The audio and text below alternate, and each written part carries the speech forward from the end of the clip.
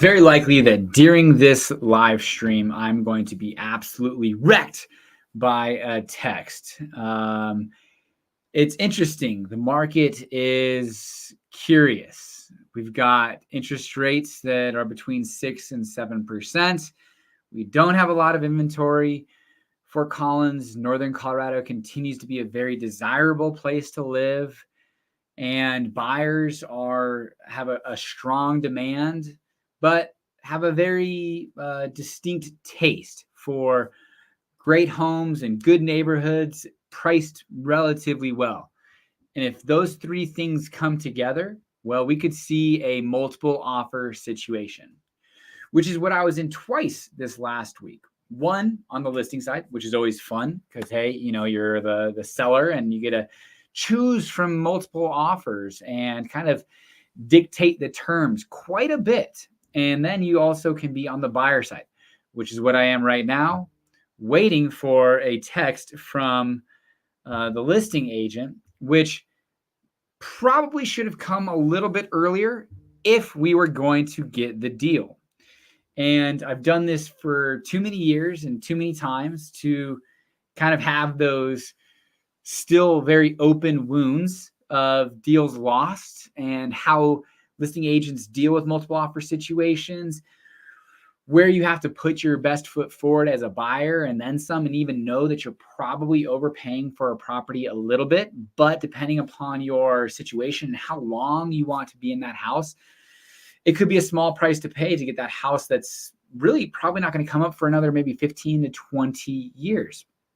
So if I get this text message and I look at it, you might see a huge cheer because maybe I'm just reading into things, or you might see what I am suspecting, which is going to be doom and gloom. Word on the street was they had over 5 offers. This is a $1 million+ house in Northern Colorado in a very desirable neighborhood.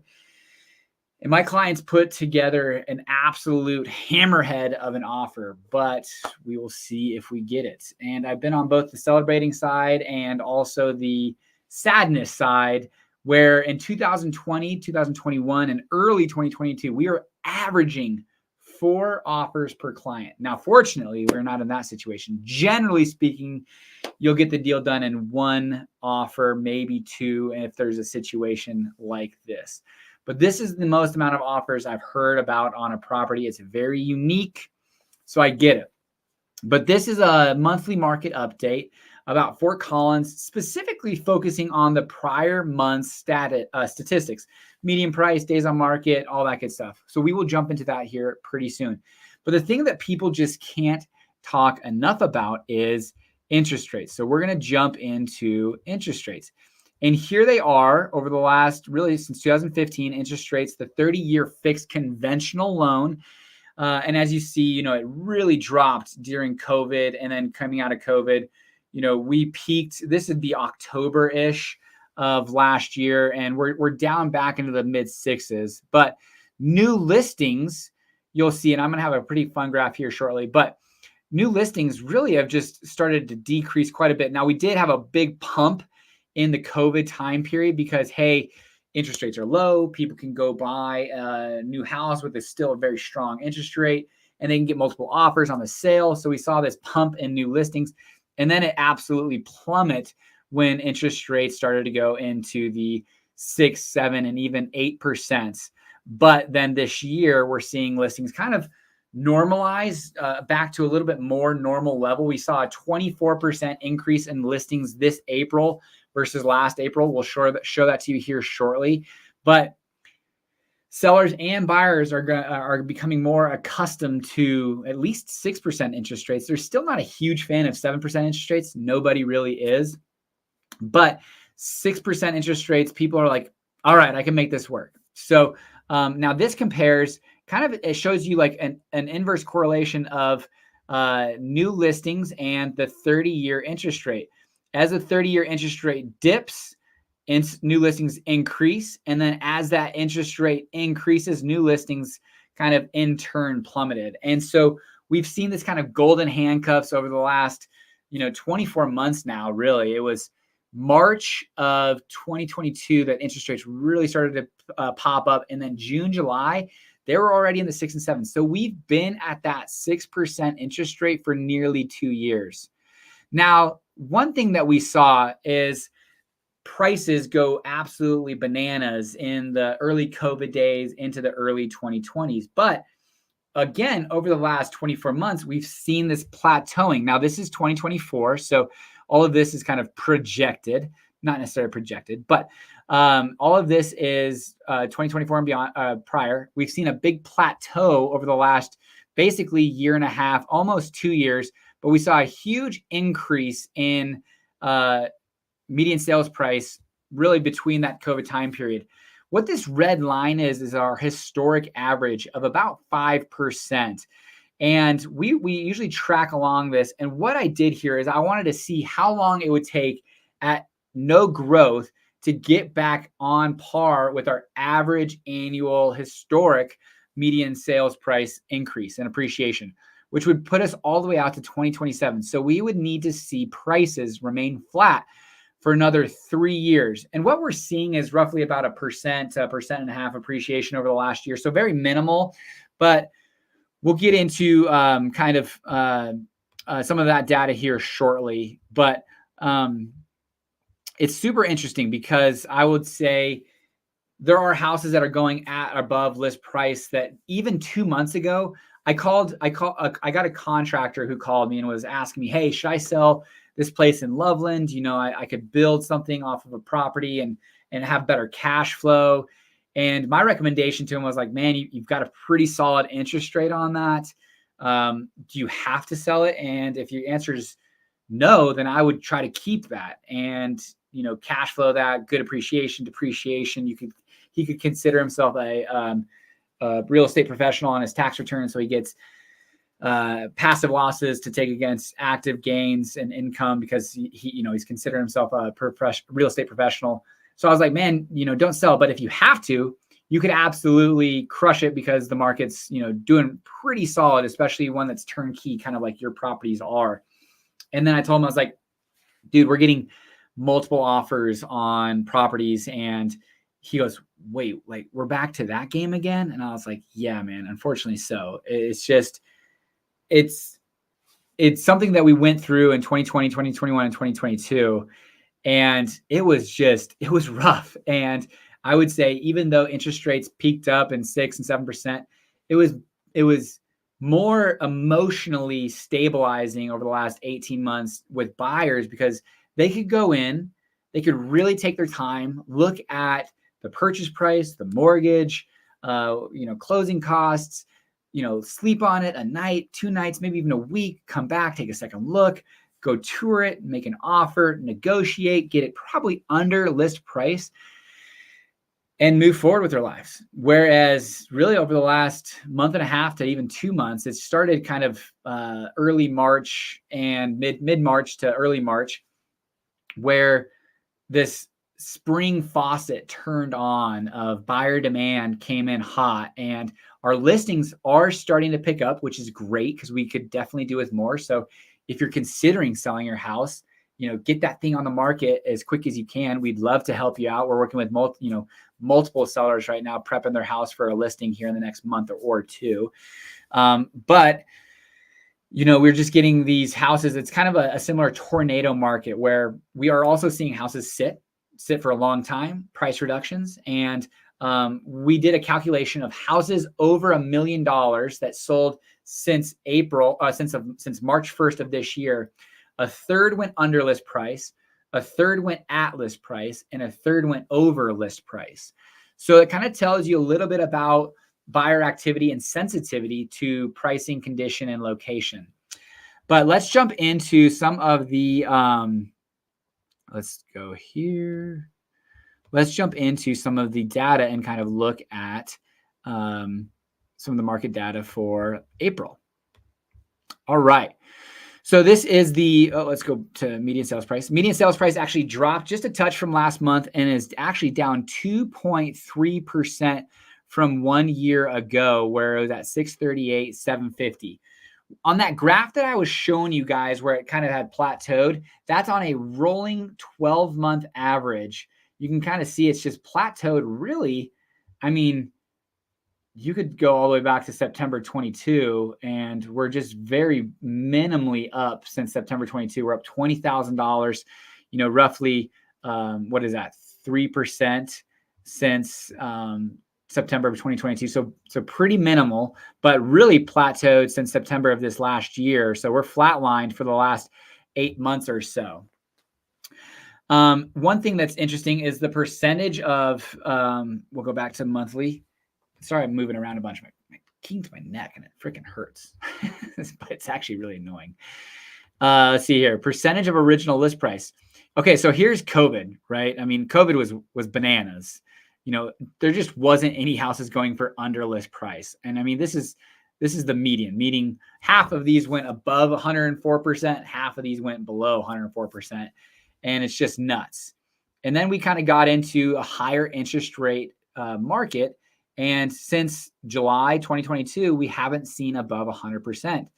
And we are just now reaching that. So I wouldn't be surprised if we get into June, when we do our June market analysis, and we see that median percent above original list price actually go above list price again, just kind of showing what the activity is.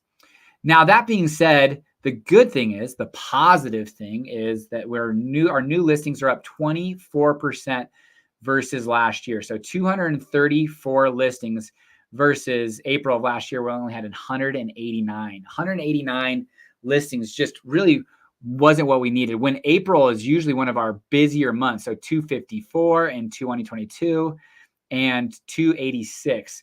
So we're still not really where we need to be as far as listing activity goes. But we're not bad. We're not as bad as we were last year. We actually have some pretty decent listing activity. And we do suspect more to come on the market. We have a lot of real estate friends that we're agents that we're friends with. And we're excited to hear all the conversations of listings that are being worked on and getting ready to come to the market. Let's look at homes for sale. So we're starting to tick up. We'll max out in June and July are generally kind of like some of our high months as far as the seasonality goes, June, July, and August. So we're going to start to peak up here, 241 versus only 165 last year. So we're up 46%. We have 46% more homes than we did last year and a ton more homes than we had in 2022. So there are inventory that are sitting. So it is a great time to be an opportunistic buyer. And what I mean by that is negotiating sales price, your terms, and concessions. We have a listing that sat for a little bit. We had one offer come in. Well, I think we had two offers that came in actually, but one offer that we ended up negotiating with. One was kind of a low ball type deal. But the offer that we negotiated was a little bit less than list price, a concession, and an extended close so that the buyer could get out of their lease and not have to have a lease payment and a mortgage payment. And we were also able to negotiate a little bit on the seller side. So it was really this clean negotiation that hopefully if we close mid-June, all sides win. And when you have a little bit of inventory to deal with, that's a good thing. Now, days on market are not helping us. Days on market, if we go back, max, days on market coming, just even right now should be like 48 days in 2017, 46 days. Where are we at here? 44 days. And we're all the way down to 34 days so we're just not having homes sit very long. Now, granted, this still is not very long. I mean, 2016 is when I bought my house here in Fort Collins, and 46 days isn't a ton, but it at least allows the home to sit on the market for a couple of weeks, some negotiations to happen. And then 2018 and 19, actually, there was, some pretty decent, let's see here, April, 40 days. 2018 and 19 were some a little bit slower times for the market as far as pricing goes and things of that nature. But we're back down to 34 days, much better than we were 14 days on the market a couple of years ago. But the real estate market in Fort Collins continues to be very strong.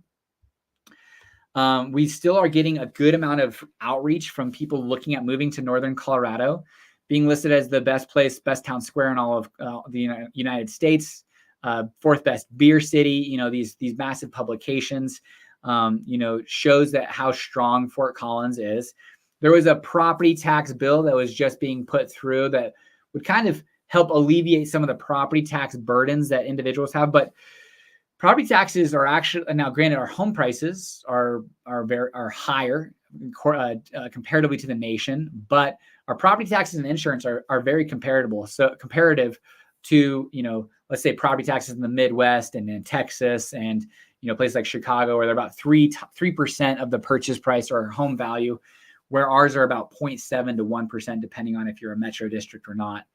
And our insurance is very favorable as well, comparatively to, Tornado Alley, Kansas, Oklahoma, and then also obviously kind of like that East Coast, Southeast Coast, South Carolina, Georgia, parts of Georgia, and then Florida, where they have potential hurricanes that definitely increase, and then obviously Houston as well, where they definitely increase insurance. But Governor Polis put together a bill. A lot of people are pretty excited about it.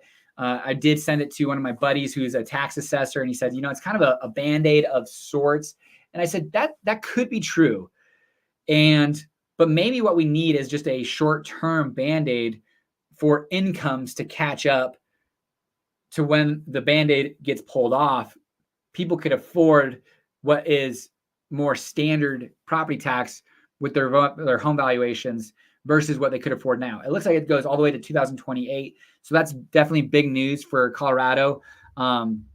Basically what they're doing is they're giving a bigger off the top